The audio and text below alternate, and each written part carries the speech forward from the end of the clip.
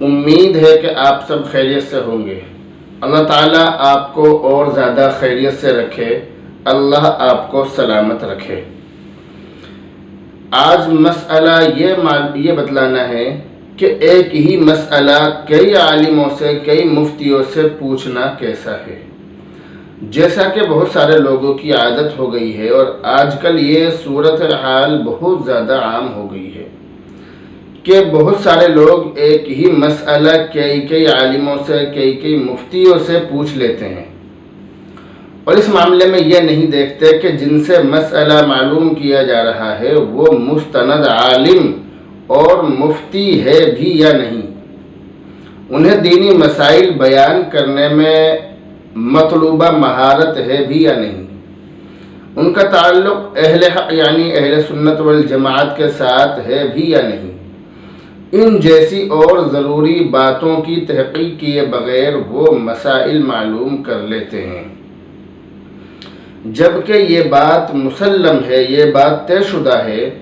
کہ دینی مسائل صرف اہل حق، اہل علم سے ہی معلوم کرنے چاہیے۔ اس لیے جو مذہبی اسکالر حق جماعت یعنی اہل سنت والجماعت سے تعلق نہ رکھتا ہو تو وہ دین کے معاملے میں غیر معتبر ہوا کرتا ہے، اس کی باتوں کا بھروسہ نہیں ہوتا ہے، اس لیے ان سے دینی مسئلہ معلوم کرنا ہی غلطی ہے۔ اس لیے جس مسئلے میں ان کی بات اہل حق سے مختلف ہو، اہل سنت والجماعت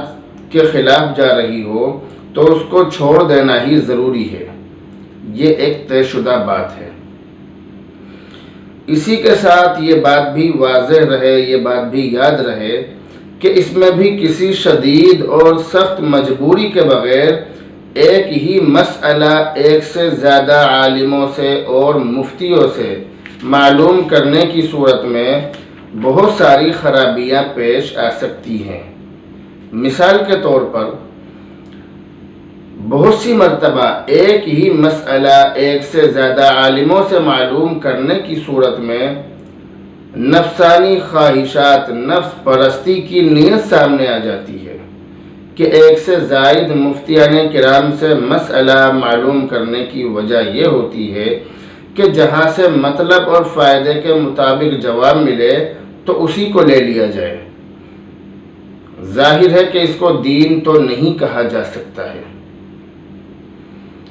اسی طرح بہت سی مرتبہ ان مفتیان کرام کے جوابات میں باہمی اختلافات سامنے آ جاتے ہیں، جس کی وجہ سے پوچھنے والا عام شخص انتشار کا شکار ہو جاتا ہے، ذہنی پریشانی میں گرفتار ہو جاتا ہے کہ کس کی بات کو لے اور کس کی بات کو نہ لے، کس کی بات کو پکڑے، کس کی بات کو چھوڑے۔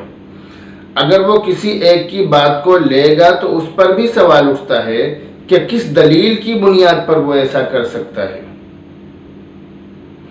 کیونکہ اس معلوم کرنے والے کے، اس سائل کے پاس تو کوئی علم ہے نہیں جس کی بنیاد پر وہ ان میں سے کسی ایک کی بات کو لے گا، تو وہ ذہنی پریشانی کا شکار ہوگا۔ اس لیے شروع سے ہی قابل اعتماد مفتیوں سے مسئلہ معلوم کرنا چاہیے۔ تیسری بات، بہت سارے لوگ ایک سے زیادہ مفتیوں اور عالموں سے مسئلہ اس لیے معلوم کرتے ہیں کہ وہ ایک کے علاوہ باقیوں کو نیچا دکھانا چاہتے ہیں۔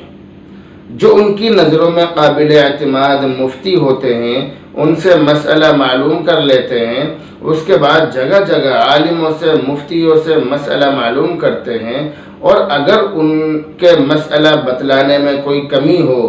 یا مسئلہ ان کے ذہن میں نہ ہو اور وہ بعد میں بتانے کے لیے کہیں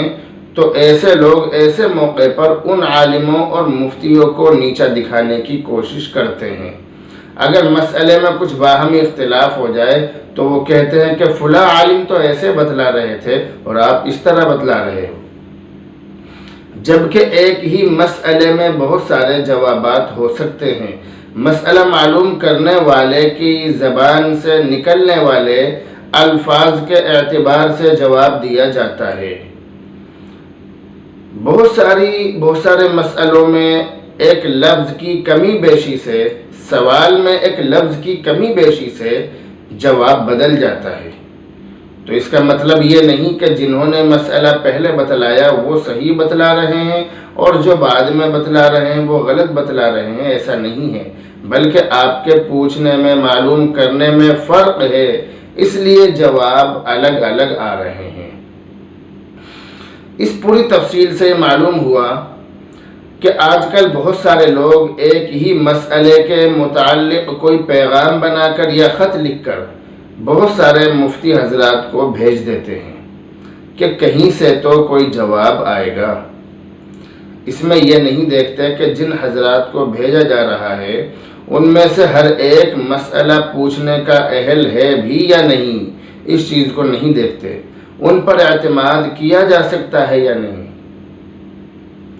اور اگر جواب میں باہمی اختلاف ہو جائے تو اس کا حل کیا ہوگا، اس بارے میں بھی نہیں سوچتے ہیں،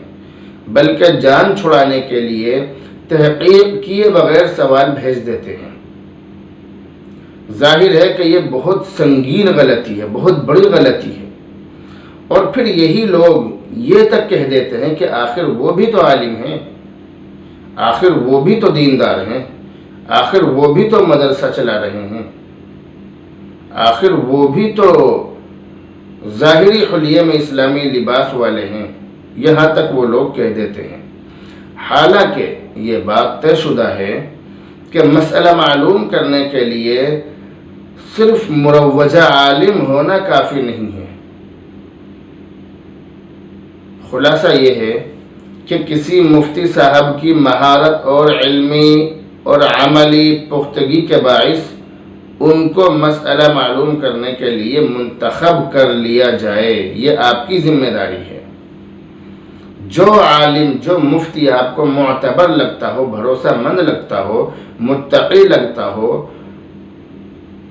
ان پر بھروسہ کیجئے، ان پر بھروسہ کر کے ان کو منتخب کر لیجئے، ان کو چن لیجئے اور پھر مسئلے انہی سے معلوم کیجئے۔ اگر آپ ایسا کریں گے تو اس میں آپ کا بہت بڑا فائدہ ہے، اور اگر آپ متعدد عالموں سے، الگ الگ مفتیوں سے مسئلہ معلوم کرتے پھریں گے